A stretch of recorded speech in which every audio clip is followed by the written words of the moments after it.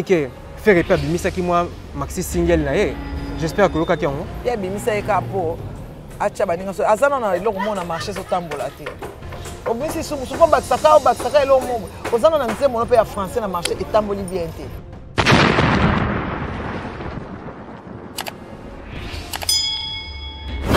Basson eza bien fallait abeti bien wata beti bien. Niveau différence ka fallait abeti world wata beti musique na biso. Moni ko beta musique ya watokos etango limaki ezaki eloko moko elimaki neti ayembi na ye kaka. Mais tokos de batu bakomi koloba. Batu bazoloba nini? Ke fallait azokende nini kota mindele. OK. Ke biso musique na biso elimwa.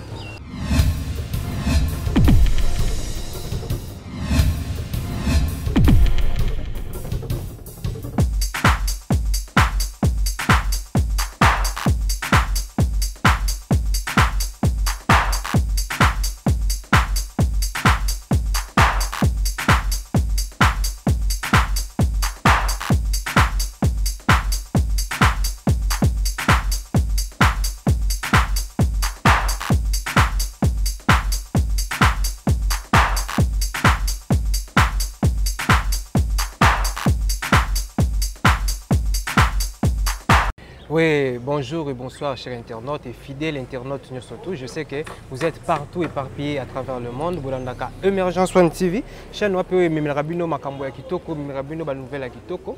Et comme je vous ai toujours promis que M. Sapis est toujours là pour vous servir, vous apporter des informations concernant la politique et pour les comédiens, les musiciens, donc nous sommes en rencontre na bango. Faut mettre un peu à la page. Et aujourd'hui, nous sommes na Banda les pays wapito kutana moko ya bandeko na biso ba congolais ba maman na biso ou ba sala ka fierté ya média pe oyo aibani mboka mobimba et surtout partout à travers le monde bolinga ka pe bolanda kaye. Elle s'appelle Maman Nike. Maman Nike, bonjour. Bonjour papa. Oui, maman Sengoza makasi le Emergence One TV. Tu es côté là yo. Ben impression les andengeni Nicole Kambali bosso na Emergence One TV. En tout cas, meilleur vœu à tout le monde. Meilleur vœu vraiment na ba abonné à Emergence TV. Bon vraiment ba meilleur vœu na bango bisika nyonso bazwami et puis merci.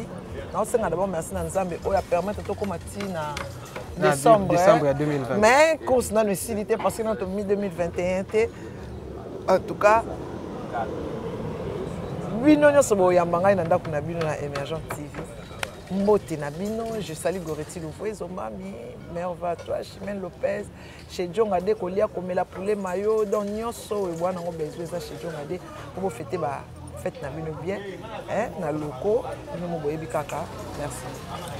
Oui, le plaisir est pour moi et je profite aussi de l'occasion pour remercier Carlin Itonga, un ancien d'Arsenal, remercier les sous Makassiming et vraiment Véronica Lodge et surtout Carlos José Sandra Mbabou, Manike Yeyo, vous avez besoin de Manike, l'autre côté de Manike. Manike, l'actualité nous oblige parce que passer dans un moment où les grands artistes et Mboka Nabiso, surtout se retrouver presque dans la date.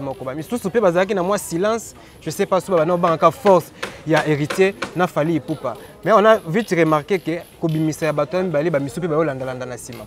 pourquoi seulement Maman Nike va dans le monde musical? Pourquoi seulement date le 18 Batunyo surtout avec Sopanaka tu as? Est-ce coïncidence? Tu es comme Ramboche Libaya que tu peux bender.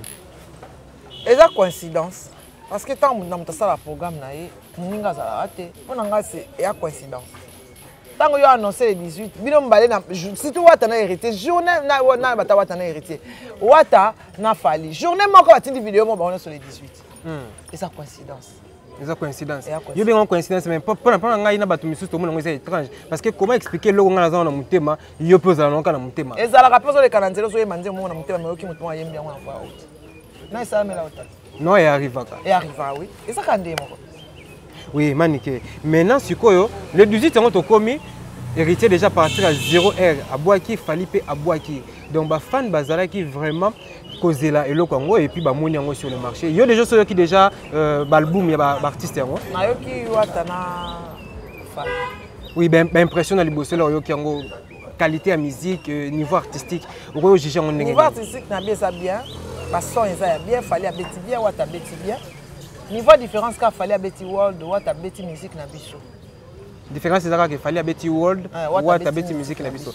Alors, vous ne craignez pas est-ce que Fally Abeta World a vraiment considéré dans le monde entier pendant que héritier Abeti musique purement rumba ou ezala kaka o babenga matembele. Et ça bon côté? Te za matembele te purement rumba na nde bato bayokela biso nango. Bayokela biso ngo. Bayebi ke Congo eza rumba. Omoni ko beta musique ya Watokos etango bimaki ezaki eloko moko ebimaki neti ayembi na ye kaka. Mais Tokos de bato bakomi koloba. Bato bazolo banini. Ke Fally azokene nini kota mindele. OK. Ke biso musique na biso elimwa. Bah reprocher que déjà na Tokos pourquoi ils ont ça plus valeur na culture mususu, mais la raison était que il faut qu'on mécarape qu'on kenda dans le monde mususu pour qu'on mélanger la culture. Les arapes un avantage. Mais les arapes un avantage, est-ce qu'on a mis les autres à avantage na yata avantage ba fan. Autre à avantage. Et chance ni les autres ça. Chance na chance sur le plan local. Ayembi sur le plan local vraiment ya na habité il faut attendre. Les attend. Pour na ba reproche les a belé autant ba commentaire. Oui, na autres ba commentaire oui. Reproche c'est belé. C'est que le ban artiste na biso que ba reproche comme belé. Pourquoi ozolanda badaju bango bakoli na poto yo za mona Kinshasa comment ato ese bozo ba nzembo zo cha komba Kinshasa mais ozo yeba nde biso ba kino to lingela. Bali puta olongwe mbala moko. Donc c'est que héritier jusque-là azo répondre na ba demande ya ba congolais. Et ça la ko ndenge nini là ozomona ke mwana mboka loko héritier watanabe azo beta musique non seulement pour luka a tricher ba misu tout ça ta luka a s'accrocher na culture musu mais azo ça la fierté et culture. Il est à féliciter. Il est à féliciter. Il est à féliciter. Il est à féliciter.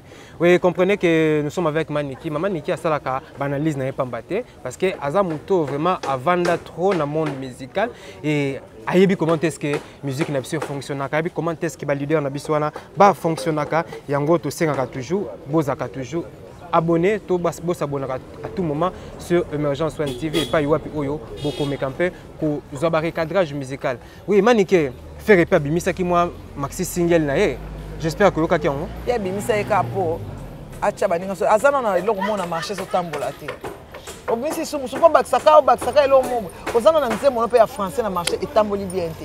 Oh Maniki, yoko regarde-moi ça libèze, regarde-moi Etalami, regarde-moi bandimi yango partout à travers le monde. À travers le monde na Kinshasa, na Congo ba Congolais bandimi yango. Mais ngana tambola ko tambola, to tambola kate, to ba kino, to tambola na baba. Ozoka yemba. Manike. Na kamisia te manike. Oyembi yango te, so ezaki nzembo lingala moyembi.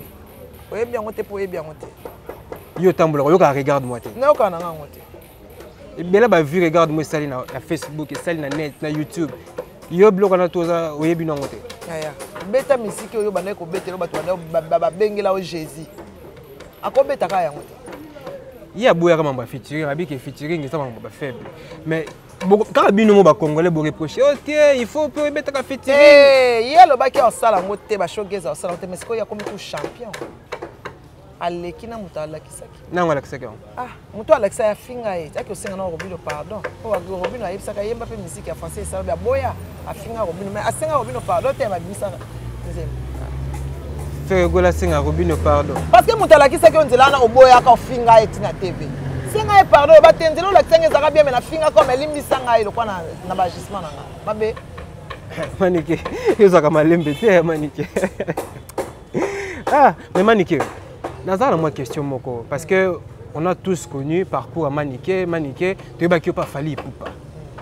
Manike du coup position Manike zo banate, Manike monio pas héritier watanabe. Bien, tena lo bela mutu nyonso. On peut faire une analyse, on a fait une salle analyse. On a le point de vue nanga en tant que femme congolaise, en tant que journaliste congolaise. Dans tes sentiments, tu n'as pas Fally. Natike ba journaliste pas ça parce que ça analyse moko loyal et normal. Ba trika pas Fally yango longwa. Nani o trike nga ba ko. Ba journaliste o tika wana. Non, nga mutako trike ngate. Bango ba ça. Oyo tango zo kumisa mutu mutalingi o suste ya pasi. Elo ba dipond bale ba osala. Basi ba tumbi solanie etikali me ba olo ba kaka. Ya ozo kumisa mutu mutasolesa kote ya bloka yo. Moyo tanga kombo na place afandi o sango na osala ngote. Non, ça, je suis désolé. Mais Maniki, tu es bien que il y a Fally Bobanda qui bien, mais fallait qu'on remarque qu'il y a port non a F victime, mais qui sont malonga tiango fallait écarter qui yo. Les actes qui battu le qui sont mis sont mis. Fallait écarter ngani le côté fallait engager ngate n'a pas fallu ngamoko na longa pe ngamoko. Ils ont l'eau moins salé malade ça que l'eau. L'eau te. Na fandi na nganga na ko misa est-ce qu'on a nazo tala mutu na sozo beta musique bien to na olobela. Oui, comprenez que Maniké est biso clair. Hier na minute yo. A aussi l'analyse pour la musique ya Congo parce qu'elle est congolaise et Maniké a un problème na mutu ti alonga pas fali te pour fali a ça qui sur l'eau ni to ya ça qui ni pas fali non. Bakabona na bon calmement, c'est ça. Ouais. Vous gardez pas que la soit bien à fali. Mais oui, tu as un problème te. Na ba biro ya fali tout calme. Tu as un problème te. Et yo na ken pia na relation za kandingeni. Il y a des chroniqueurs, il y a des chroniqueurs, tous en relation. Tu as une relation pour ça là. Parce qu'avant vous étiez vraiment des amis. Mais ce que voire même là où tu es mikili. Asunga ki yo akabela ki yo babiloko ken piana azaki na aide aida ki makasi.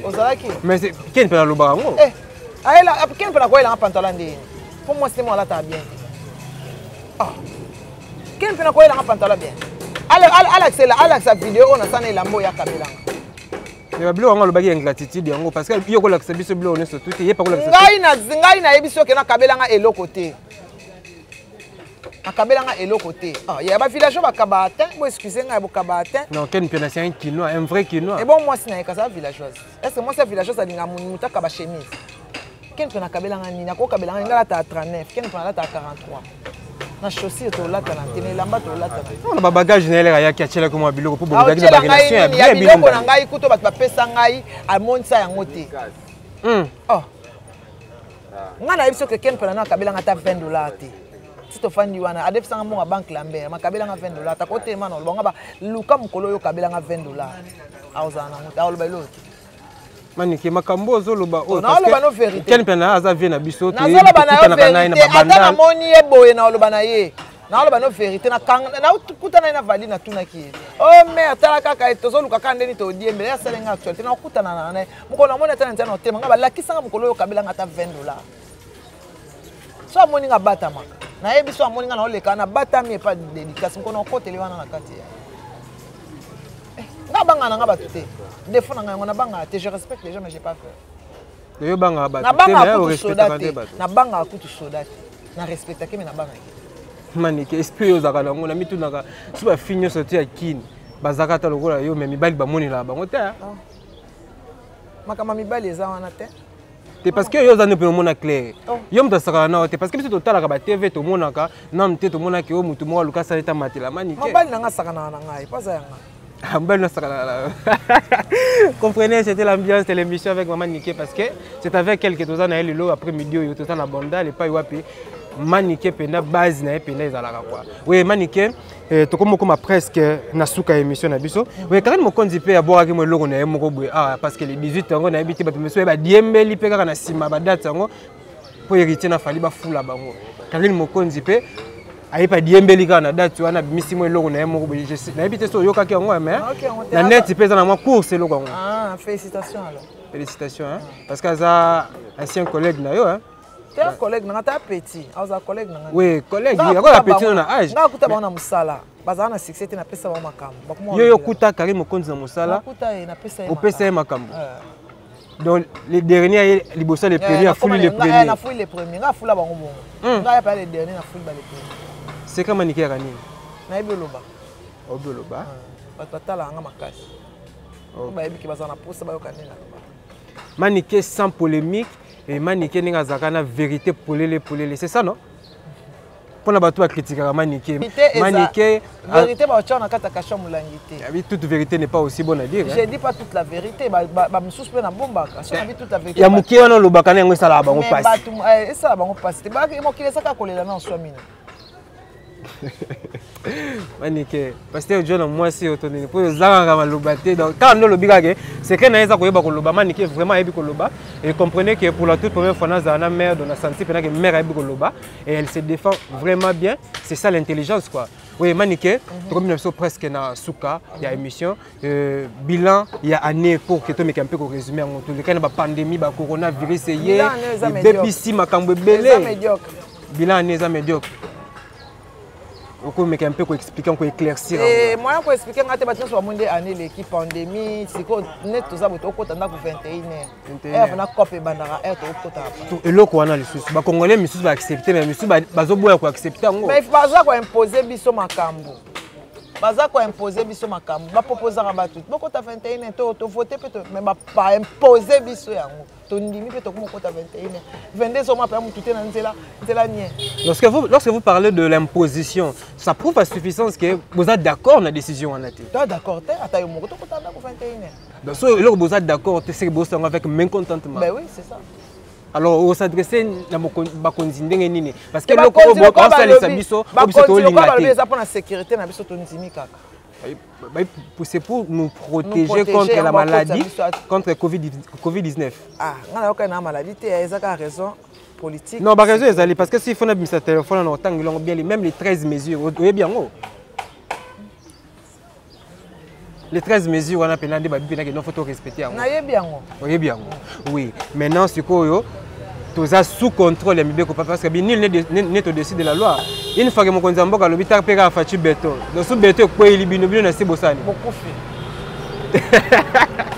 Merci, nous sommes arrivés à la fin de notre émission. Maman, un dernier mot pour nos fans, un dernier mot pour nos abonnés à Émergence One TV parce que pour meilleur vœu na bino en tout cas portez-vous bien, vous fêtez bien, pas déconfiner bino vraiment. Merci, que Dieu vous bénisse. OK, merci vraiment maman.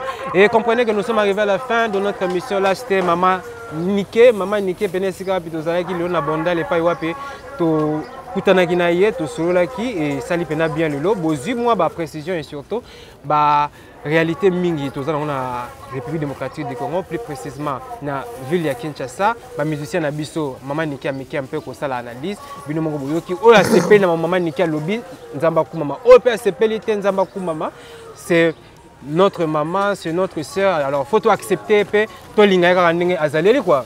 Donc na pesi vraiment merci makasi na ba abonné tout ya Emergence One TV na bandi bongo na Carlos José et surtout Sandrine Mbabou. Carlin Itonga na niveau à Londres, un ancien d'Arsenal, master ba Thierry Henry, master ba Robert Pires, master y a Sylvain Wiltord, master vraiment y a ba joueur rebelle vraiment y a miné peu internationaux et na sanité maître Fabrice Loboko na Kauka et je salue aussi René Abiri, un frère vraiment. Donc na pesi mbote surtout ba meilleur vena yo, ba meilleur vena nga naza ko adresser en plus na ba kinoa tout et surtout na Véronica Lodge et puis Masarana lingaka mingi na niveau ya France na kombo ya Aristote Missimi, Jansi Foyo et Francine Dombena Kandi Chama et la nièce ya papa Nabiso avec Mukuna. Donc Bambote Nabino bo continue toujours à s'abonner sur Emergence One TV. On se retrouve très prochainement.